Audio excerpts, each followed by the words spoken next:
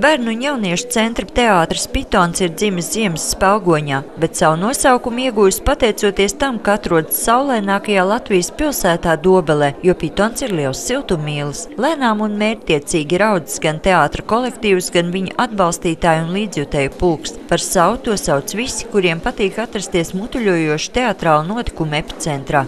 Man saista vispār teātris, un tāpēc arī es atnācu uz šejieni, jo mēs pārvācāmies uz Dobeli, un tā arī es atnācu. Es Rīgā arī biju teātri, un tā es atnācu uz Pitonu Dobelē teātrī. Visus šos gadus kopā ar Pitonu ir bijusi uzņēmīgā un enerģiskā režisora Velga Līca, kur neviens spējusi pārliecināt, ka jauniešu teātrim ir arī pedagoģisks aspekts, bet jau nepilnu gadu pēc teātra dibināšanas norganizējusi pirmo festivālu Pitons.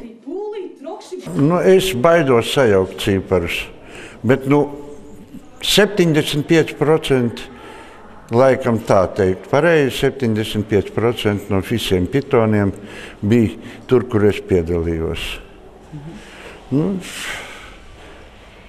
Man tas patīk, jo tas ir grūts darbs, bet skaista māksla.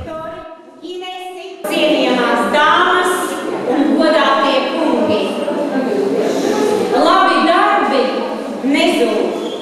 Un šodien ir tā diena, kad es gribu teikt paldies visiem tiem, kas teātri Pitons ir atbalstījuši 20 gadu garumā.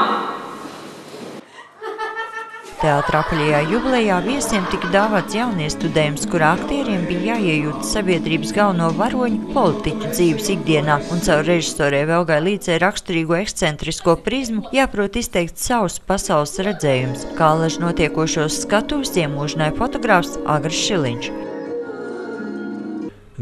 Varētu būt kaut gadu 12. Kaut gadu 12.